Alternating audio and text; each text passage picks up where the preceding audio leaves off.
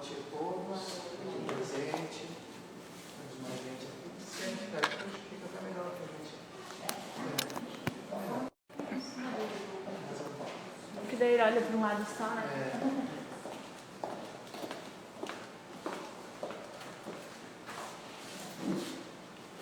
Boa noite aos que estão em casa, então, os trabalhadores da casa, né? Aqueles que estão aqui e a gente sente a presença de todos. Fiquei feliz porque eu tinha uma palestra aqui num período em que eu não pude vir e agora coincidiu de ser a última do ano, então é um encerramento. Eu acho que é bacana que a gente pode conversar sobre algumas questões nessa passagem de 2020 para 2021, referente a um período que é tão difícil para nós, que estamos passando.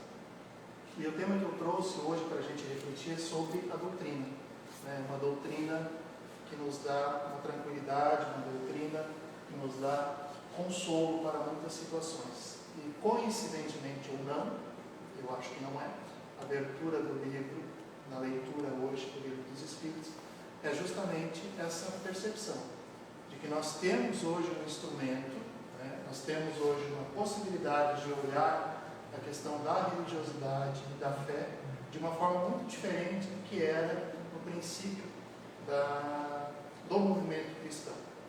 Então, a gente precisa perceber que a doutrina espírita ela se apresenta como sendo uma terceira revelação, né?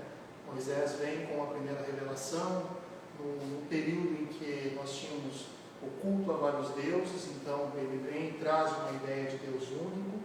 Muitas coisas não foram traduzidas adequadamente em razão da nossa dificuldade de compreensão daquela época.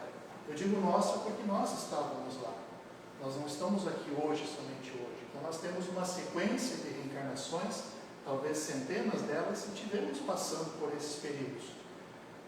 Na sequência vem Jesus e traz uma percepção de Deus que é diferente. Não é mais um Deus vingativo, não é mais um Deus que pune, não há mais um Deus que cobra, mas segundo o evangelista João, é um Deus de amor. E isso quebra totalmente aquela ideia que nós tínhamos de religiosidade. Então veja, tem uma segunda revelação. Mas ainda Jesus traz muitas questões que por nós não é compreendida. Há 2000 anos para cá, a gente tem uma evolução muito grande nas questões da ciência, da intelectualidade, né? Muito conhecimento nos foi possibilitado nessa trajetória. E aí vem a revelação, a terceira revelação, que é o Consolador Prometido, que é a doutrina espírita. Ou seja, é uma percepção desta nossa condição de estar aqui nesse mundo a partir da leitura dos espíritos superiores. E aí nós começamos a perceber uma nova percepção de Deus, uma nova ideia de Deus. Porque se aquele Deus trazido por Jesus, que é um Deus de amor, ele dura aproximadamente 300 anos. Depois nós temos uma outra percepção de Deus a partir da criação da Igreja Católica, que faz, a partir do primeiro concílio, cria uma ideia de Deus, que é uma ideia de Deus punitiva, e volta novamente lá para aquelas questões anteriores. Então veja, de 300 anos consegue durar o movimento real de Cristo. Depois disso nós temos várias deturpações. E a doutrina aparece então com uma nova roupagem, uma nova leitura sobre aquela passagem de Jesus. Tanto que muitas passagens do Evangelho a gente não compreende, e a doutrina vem e traz uma nova percepção para isso. As parábolas, que era falada no dia a dia, uma leitura muito simples, mas com uma profundidade que a gente ainda não consegue compreender. Então a doutrina espírita, ela é sim uma doutrina consoladora por alguns motivos. Por quê? Porque ela nos traz uma ideia de Deus justiça, de Deus amor, mas também ela nos dá a possibilidade de compreender o que é essa percepção de Deus que nós temos, ou que nós podemos, até onde a gente pode alcançar. Kardec, quando, após ter escrito o Evangelho segundo o Espiritismo e o Livro dos Espíritos, estava em uma situação de bastante ataque naquele período, quando ele recebe uma carta E nessa carta, então, alguém conta para ele que essa pessoa estava prestes a cometer o suicídio na ponte do Rio Sena, quando então ele se depara com um livro que estava ali nas grades. Ele pega esse livro e abre a primeira capa e diz que tinha uma escrita de alguém dizendo que também iria cometer o suicídio e aquele livro tinha me salvado. E essa pessoa então começa a fazer uma leitura esporádica e ele desiste da ideia do suicídio e ele comunica isso para Allan Kardec. Ou seja, é uma doutrina que consola todas as dores que a gente tem, porque nos faz compreender o porquê que estamos aqui. E é uma doutrina que nos traz uma concepção de Deus diferente daquela concepção lá da antiguidade. Então, eu gostaria de refletir hoje sobre duas questões: a nossa percepção de Deus e a nossa percepção de fé. São duas coisas que a gente não consegue compreender direito. E a partir dessa nossa ausência de compreensão clara, a gente comete muitos equívocos. E a gente sofre muito em razão desses equívocos. Deus. Vejam que Paulo, apóstolo Paulo, em Atos, que foi escrito por Lucas, existe um filme bem interessante sobre a vida de Paulo, que é Paulo, apóstolo de Cristo, que tem no Facebook, tem no YouTube. E ele vai contar como foi escrito o Atos dos Apóstolos. Foi escrito dentro de uma prisão, porque Paulo estava preso, e Lucas ia à noite escondido, e os carcereiros deixavam ele entrar, e ele então, Paulo ditava para ele toda a passagem da vida dele, ele escreveu então. Atos dos Apóstolos é a vida de Paulo. Em uma dessas passagens, Paulo traz a seguinte ideia de Deus: nele vivemos, nos movemos e existimos. É um conceito que, se a gente fizer uma leitura assim, também fica difícil a gente compreender o que quer dizer com Deus. Ou seja, nele vivemos, nele nos movemos e existimos. E aí a gente vem para, então isso é lá 2000 anos atrás. Paulo já trazia essa concepção, que segundo alguns estudiosos não é nem de Paulo, isso ele leu a partir de Platão, que também leu a partir de outros, ou seja, isso é muito antigo. Essa concepção de Deus é muito antiga, mas era muito pouco compreendida. Daí vem então o Livro dos Espíritos, e a primeira questão que Kardec faz, a primeira pergunta é: que é Deus? Vejam que não tem nele, não é quem ou o que é, porque ele nem sabe como se dirigir à divindade. E aí eles respondem: Deus é a inteligência suprema, causa primeira de todas as coisas. Ponto. Bom, inteligência suprema, causa primeira de todas as coisas. Então, se tudo tem aqui é efeito, a causa principal é Deus. E aí ele vai fazendo algumas perguntas e chega na questão 10 e ele diz: o homem pode compreender a natureza íntima de Deus? Não. É um sentido que lhe falta. Então, assim, não adianta a gente querer entender o que é Deus, que a gente não vai conseguir. Chico comenta que quando ele recebia alguns espíritos que comunicavam, humano, e ele pedia: se vocês conseguem sentir Deus, ele falou assim: olha, a gente sente, mas eu não consigo te expressar o que é, porque você não consegue entender o que é isso. Porque é uma coisa muito grande. Então a gente tem uma percepção de Deus, uma percepção muito antiga, ou seja, muito infantilizada. Nós temos uma ideia de Deus que vem do lado de trás. Nós temos uma percepção de Deus como sendo alguém, um velhinho, um mãezinho, uma entidade, um espírito. A gente tem, quando a gente faz uma oração, a gente sempre se direciona a uma pessoa, alguém. Porque a gente precisa ter essa materialização de alguma coisa. Algumas pessoas se direcionam para algumas imagens, outros para uma cruz. Ou seja, a gente precisa ter esse objeto, essa coisa palpável, porque foge a nossa percepção do que é Deus. Só que se a gente pegar essas respostas que a espiritualidade trouxe, que nós temos a certeza que Deus não é alguém, que Deus não é alguma coisa, e fizermos uma leitura a partir do que Paulo falou lá atrás, eu acho que dá para a gente ter uma ideia do que é Deus? Bom, se Deus é a inteligência suprema, causa primeira de todas as coisas, e nele vivemos, nos movemos e existimos, significa que Deus está em tudo. Se Deus está em tudo, Ele não é alguma coisa. Porque se nele vivemos, significa que nós estamos impregnados dele. Se nele nos movemos, significa que todos os nossos movimentos estão, de alguma forma, sendo exercidos dentro dessa divindade. E se nele existimos, é porque sem ele nós não existiríamos. E se nós existimos, é porque nós estamos nele. Bom, mas então como que eu posso entender essa ideia de Deus? Talvez a forma mais simples para a gente poder entender seria uma força, uma energia. E aí a gente pode dar o nome que quiser, pode ser uma luz, mas não é alguém, e não é alguma coisa.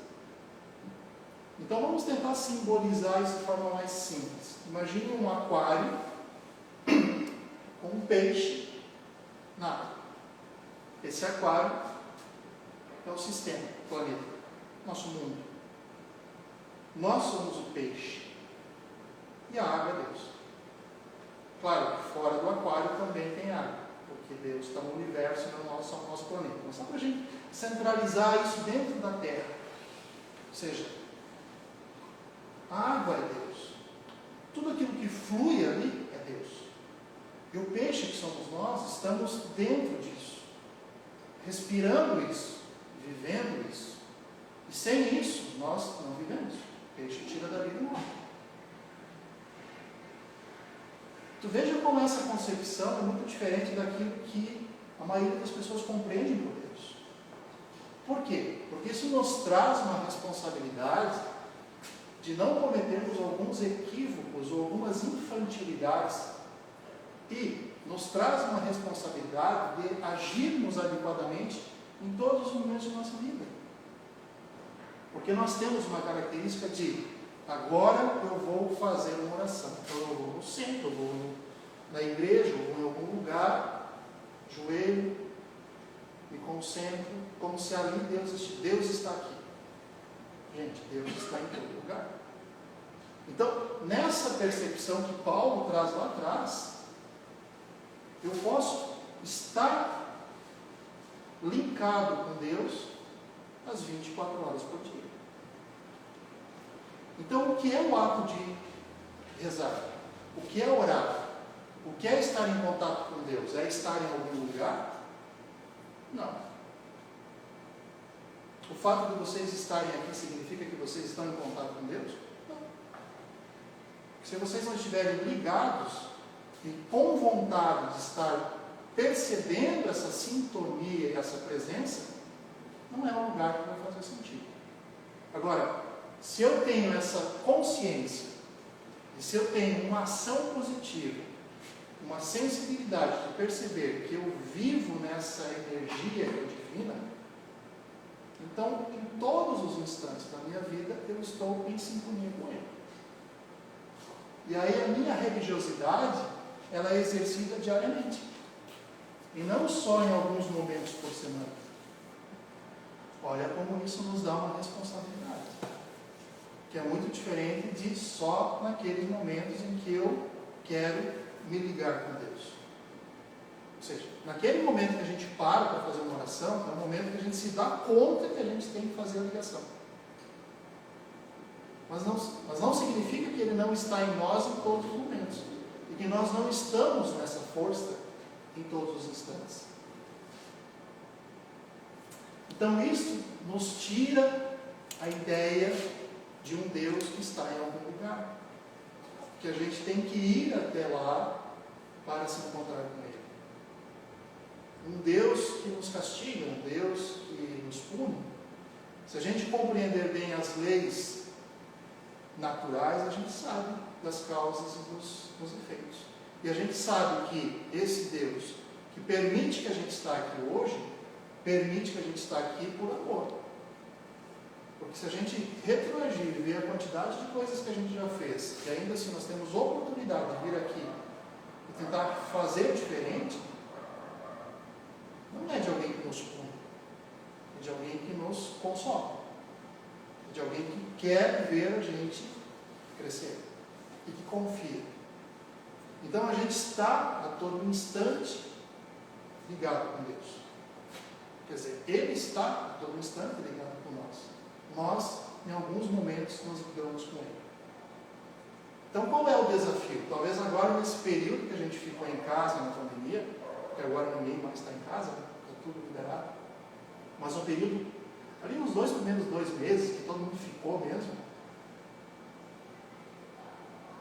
eu acho que ali muita gente conseguiu sentir essa necessidade de estar mais ligado com a sua religiosidade. Porque a coisa apertou, ninguém sabia o que ia acontecer, né? Era uma indefinição, e ali muitas pessoas conseguiram estar presentes, mais presentes no seu dia a dia. Só que quando a gente volta para a nossa rotina tradicional, isso é difícil de manter.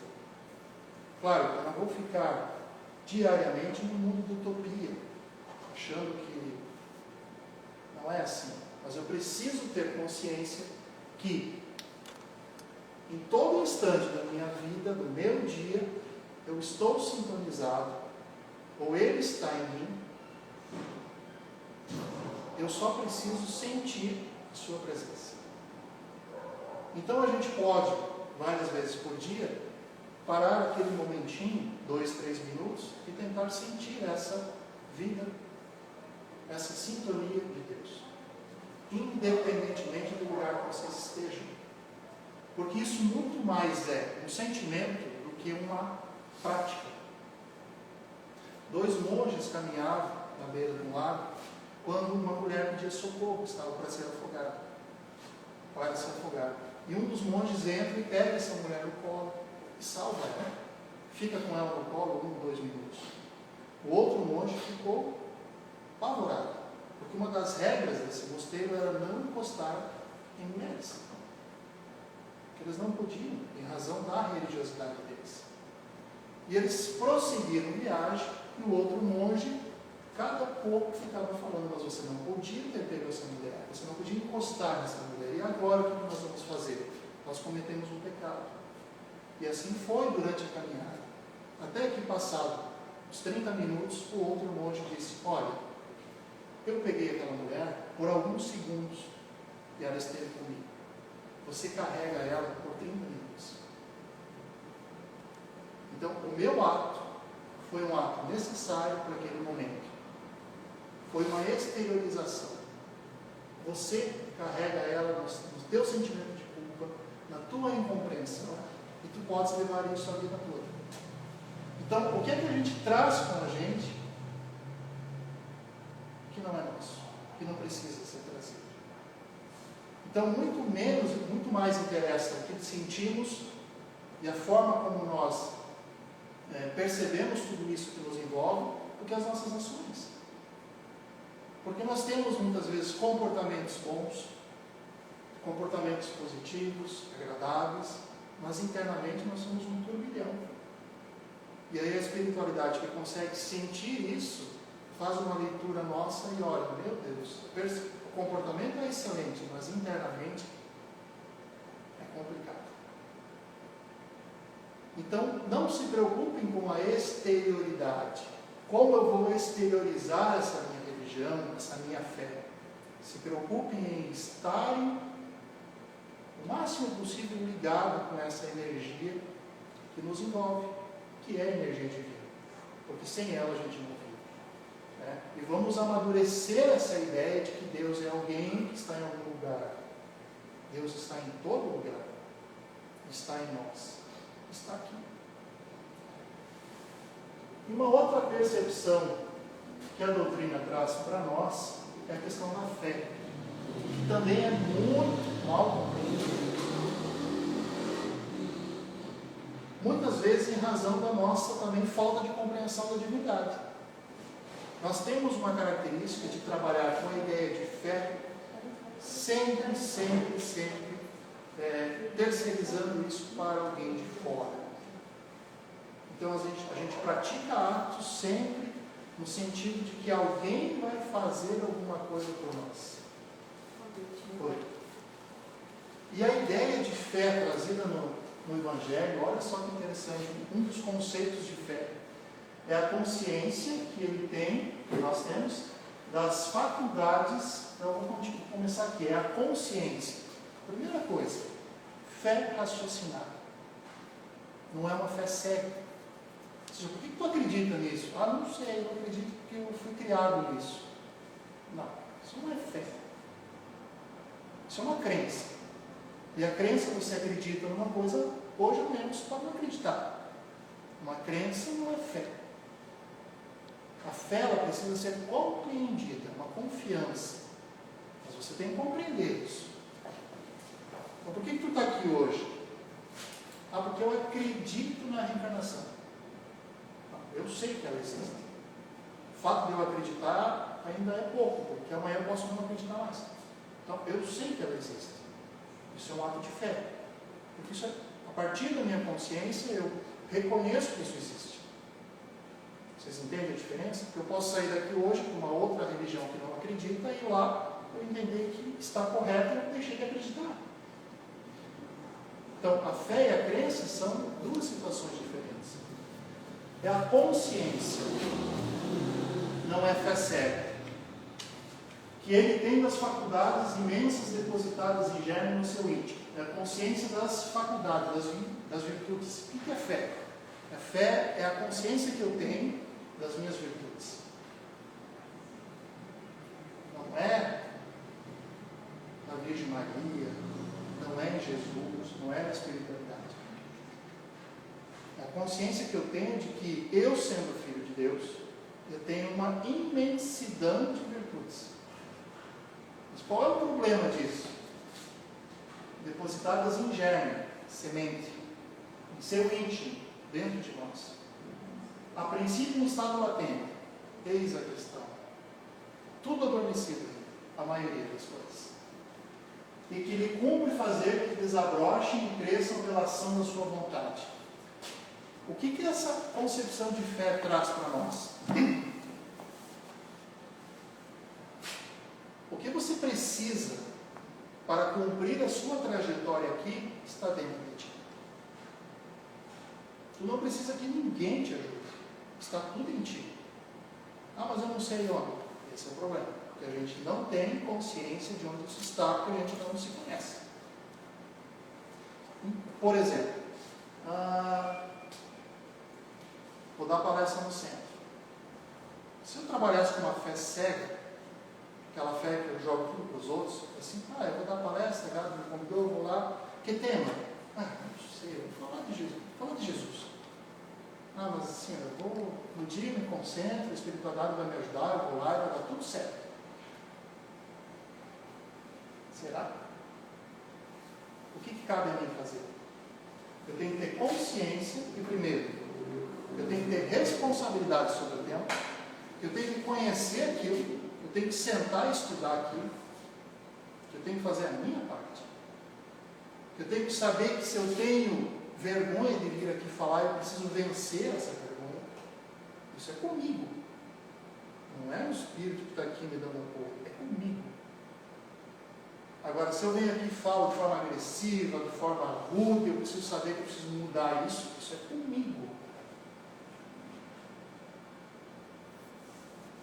Então, é eu ter consciência das minhas fragilidades e das minhas virtudes e o que eu tenho que fazer para estar aqui hoje falando com vocês.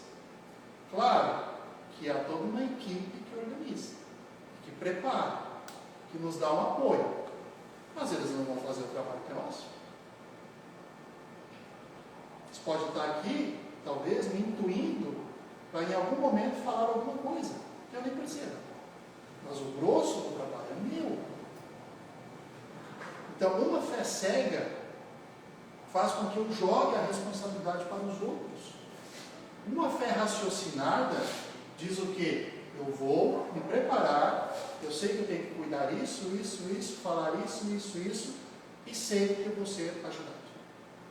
Nas minhas fragilidades eu vou ser ajudado. mas eu vou fazer a minha parte. Quando a gente vai fazer uma entrevista de emprego, vou passar na igreja antes, no centro, em algum lugar, vou rezar, vai dar tudo certo. Será? Tu se preparou para essa entrevista? Você fez a sua parte? Você entregou toda a documentação necessária? Você tem consciência do que cabe a você fazer? Então, a gente precisa sair dessa ideia que nós temos, que é uma ideia infantilizada, porque isso é uma ideia de criança. A criança acredita que os pais vão fazer tudo, que tudo vai dar certo. E nós precisamos entrar numa ideia de responsabilidade, porque a gente assume um compromisso de estar aqui. Nós não estamos aqui a passeio. Todos nós temos um propósito de vida. Todos vocês têm. E a maior meta nossa não é ser feliz, a nossa meta é encontrar esse propósito. Ou seja, o que é que eu estou fazendo aqui nessa encarnação? Nós concordamos em passar por essa pandemia. Ou vocês acham que nós viemos para cá só para comer e beber? Isso tudo já está organizado. Deus é a causa primária. Isso não é por acaso. A gente sabia que nós passaríamos por esses momentos. Agora, o que é que a gente está fazendo com esse momento?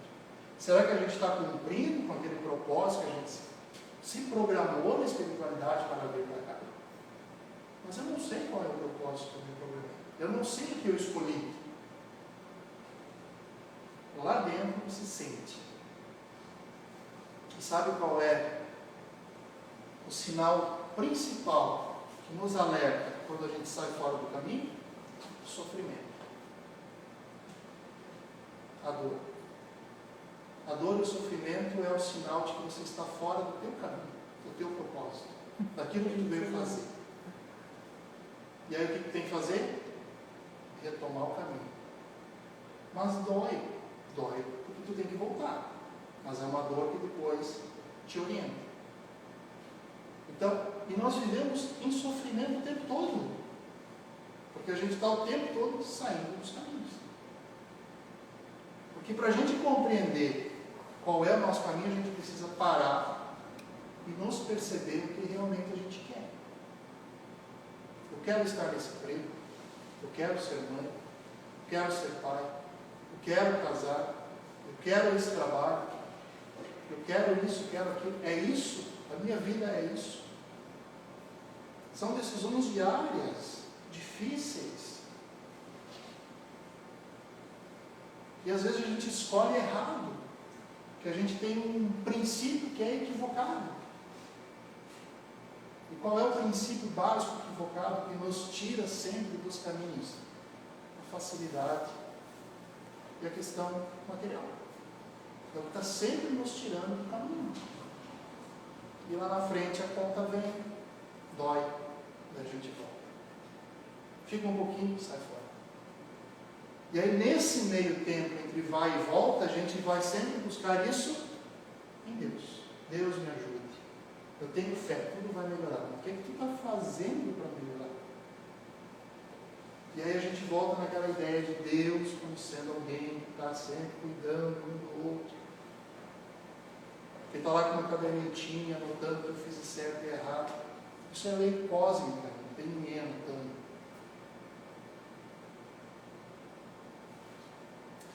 Então, assumir a responsabilidade é o que tem de mais avançado dentro da religiosidade. E isso vem com a doutrina dos Espíritos. Por isso que ela é uma doutrina consoladora. Porque ela diz que, se você fizer a sua parte, as coisas acontecem. Não precisa do outro. Não precisa de ninguém. Faz a sua parte. Mas eu não faço a mim, quero que os outros façam as deles para mim. Então, a gente precisa ter essa consciência de adulto, de que nós estamos num período difícil, que vai passar, mas é difícil, e nós aqui escolhemos estar, nós temos que perceber o que é que nós estamos aprendendo com tudo isso. O que é que isso está nos ensinando verdadeiramente. E buscar exercer essa ideia de religiosidade de forma diária. Não precisa colocar música todo dia de manhã cedo e ficar escutando que eu vou ficar bem. Se você não gosta disso, não faz. Cada um encontra o seu caminho. Mas você precisa estar ligado com essa ideia de Deus, que é uma ideia que está a todo momento contigo. Não se preocupa muito com as questões externas, de como eu vou fazer isso. Tem gente que precisa de uma vela para isso, tem gente que precisa de um incenso, tem gente que precisa de uma imagem. Tudo bem, cada um funciona de uma forma. Mas se para você nada disso faz sentido, ache algo que faz sentido. Mas o principal sentido está dentro de ti. Porque se eu fizer tudo isso e eu não estiver verdadeiramente sentindo a presença de Deus e buscando fazer a minha parte para que a espiritualidade me ajude naquilo que for necessário, não vai adiantar muito. Então, a doutrina espírita, ela é consoladora, mas ela nos puxa a orelha, porque ela diz, cada um com a sua responsabilidade. E vai transferir para nós aquilo que Cristo já fez lá atrás, que é cada um será dado conforme as suas obras. Então, está difícil? Olha o que tu fez. Não no mês passado, mas isso tudo é consequência de coisas que nós fizemos. Vamos melhorar lá na frente? Então tem que melhorar agora, porque lá na frente é consequência de agora. Então isso nos traz para a realidade. E nos tira de uma ideia mística de que tudo vai dar certo, que tudo vai dar certo, sem que a gente faça a nossa parte. E nesse final de ano, eu acho que é o momento para a gente observar. Todo final de ano a gente, é que nem academia, na segunda eu começo. Todo final de ano a gente fala, ano que vem eu vou mudar. E aí você lista lá um monte de coisa que tu vai mudar. Não muda nada. Por que não muda nada? Porque é muita coisa. Então faz o seguinte, gente. Escolhe uma. Veja o que mais te incomoda. Escolhe. Isso aqui para trabalhar o ano que vem. Sei lá, eu sou muito impulsivo, eu sou muito consumista, eu tenho muita raiva, eu sou muito julgador. Escolhe aquilo que mais te incomoda. Assim, isso aqui eu vou trabalhar o ano que vem. Se a gente conseguir trabalhar uma situação por ano, até a gente desencarnar são quantas? Mas a gente quer resolver tudo num ano só. E talvez a gente precise de 2 anos, 3 anos, 4 anos, 5 anos, 2 encarnações para resolver uma questão. E a gente quer resolver tudo numa virada de ano. Então vamos pensar dentro daquilo que a gente pode fazer. Eu tenho certeza que a gente vai colocar no papel um monte de coisa, mas sempre tem um que incomoda mais. E é essa que se deve focar. Porque essa é a principal. Fica um convite, então, para que no final do ano que vem vocês possam tentar dizer assim, eu mudei um pouquinho aquela questão que eu tinha no passado. Ok? Obrigado a todos. Então, essa é a reflexão de hoje. Obrigado aos trabalhadores, à casa, a todos que estão aqui.